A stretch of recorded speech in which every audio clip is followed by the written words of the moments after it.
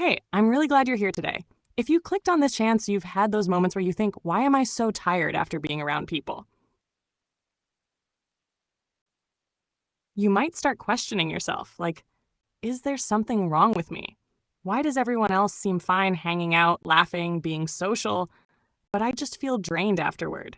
Maybe you describe yourself as someone who actually likes people. Maybe you even have friends. You're not antisocial.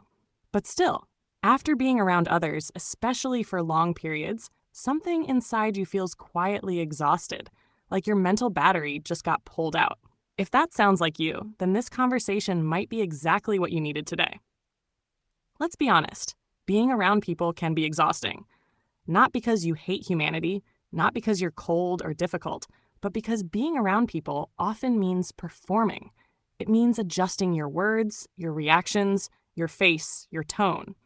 It means monitoring the mood, reading unspoken signals, staying aware of what others might think. And even if you're good at it, even if you can hold a conversation, laugh appropriately, nod at the right times, it doesn't change the fact that you're spending mental energy every second.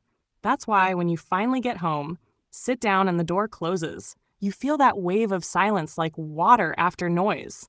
It feels like air. It feels like your lungs finally opened. Have you ever felt that? That deep exhale that says, I can finally exist without adjusting?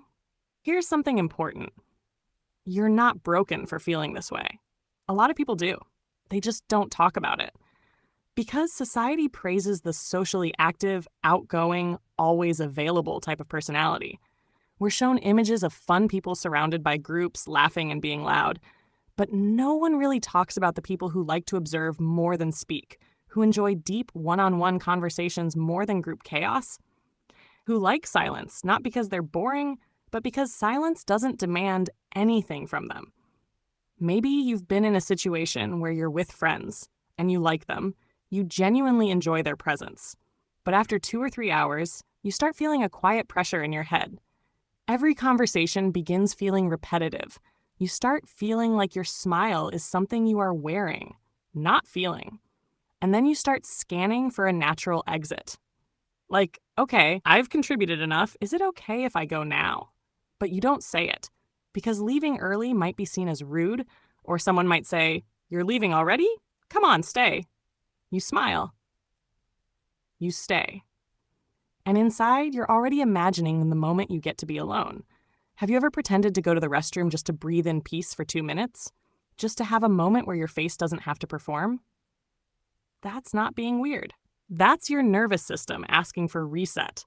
Some people get their energy from social interaction. They light up, they recharge through excitement and conversation. But others, we recharge through stillness, through solitude, through moments where no one is watching, no one is expecting, no one is evaluating. That difference doesn't make you lesser. It just means your energy source is different. But let's go deeper. Why exactly do you feel tired around people? There are several reasons, and one of the biggest ones is the fear of being disliked. If you constantly worry, even subconsciously, about how others are perceiving you, your brain stays in a mild state of alertness. A quiet tension in your chest. You might be nodding, but deep inside, your mind is running. Did what I just say sound weird? Do they think I'm boring right now? Am I contributing enough? Should I talk more? Should I talk less? That silent internal dialogue drains you more than actual conversation. You're not just talking. You're managing impressions. You're emotionally multitasking. You're in two places at once, the conversation happening outside and the evaluation happening inside. No wonder you're tired. Another reason is suppressed self-expression. How many times have you wanted to express your real opinion, but instead you just nodded along because it was easier? Or maybe you actually disagreed with what was being said, but you swallowed it because you didn't want to start unnecessary tension. So you agreed. You smiled. And that little moment where you silenced yourself happens over and over and over again. And each time, it takes something from you. Being around people who don't allow your authentic expression is like holding your breath. At first, you can do it. But after a while, your body starts screaming for oxygen. When you finally get home, you breathe out. And that breath is not just physical. It's emotional. Sometimes it's simply a matter of energy mismatch. There are people whose energy is sharp, fast, intense, and there are people whose energy is calm, observant, slow burning. When two very different energies meet, one of them always ends up adjusting more, and usually the quieter one adjusts to the louder one. And that adjustment is fatigue in disguise. And then there is one more thing, a big one. You're tired because you never feel like you're allowed to just be. Around people, you are always doing friendliness, doing conversation, doing reactions. But being alone means you don't have to do anything. You can exist. And existence without performance is rest. But here's the interesting thing. This tendency to get tired around people isn't always a negative trait. In fact, it often belongs to people who are deeply empathetic, deeply observant, highly aware. People like that feel the subtle shifts in mood. They feel the unsaid tension. They notice when someone's tone changes slightly. They sense emotional undercurrents. And being that aware is both a gift and a burden. Because while others just talk, you absorb. So before we move into how to handle this, let's say it clearly. If you get tired around people, it doesn't mean you are socially broken. It often means you are deeply sensitive to emotional noise, and that is a form of intelligence. Now, here's something that scares many people who feel this way: romantic relationships. Love means being around someone a lot. Marriage means being tied to constant human presence, family gatherings, in-laws, social expectations, shared space, shared schedule. You might be thinking, if I get tired after 2 hours with friends, how am I supposed to handle daily closeness with a partner? Is love even possible for someone like me? Here's the truth. You don't get tired because humans are tiring.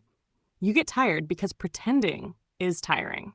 The right person, someone who lets you be silent, someone who understands pauses, someone who doesn't panic when the room goes quiet, that kind of presence doesn't drain you.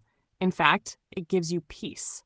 There are people with whom silence feels awkward, and people with whom silence feels like home. If you've only experienced the first kind, of course relationships feel exhausting.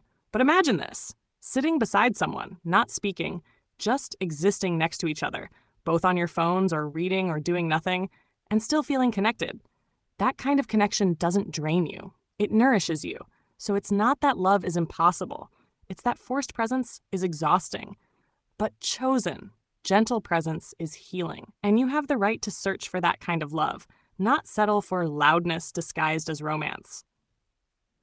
Let's talk about work, because that's another battlefield for people who get easily drained by social contact. In traditional work structures, social energy is expected. Casual morning greetings, small talk, forced team building exercises, office politics. Hey, join us for after-work drinks. Even if your work itself is manageable, the constant social maintenance feels heavier than the job itself. But here's the beautiful thing about this era. We now live in a time where you can build a life structure that matches your energy pattern. There are jobs where human contact is minimal: coding, content creation, editing, translation, stock trading, research, illustration, freelance digital work. You can literally earn a full income without stepping into an office, without awkward small talk near the coffee machine, without pretending you care about weekend barbecue plans. Some people think success means networking aggressively, shaking hands, being charismatic and loud. But there is another path: silent excellence, producing quietly, consistently, deeply. And guess what? The world actually pays very well for that kind of energy, especially now. So if you often feel like, I can't survive in this loud work culture, here's your permission slip. You don't have to.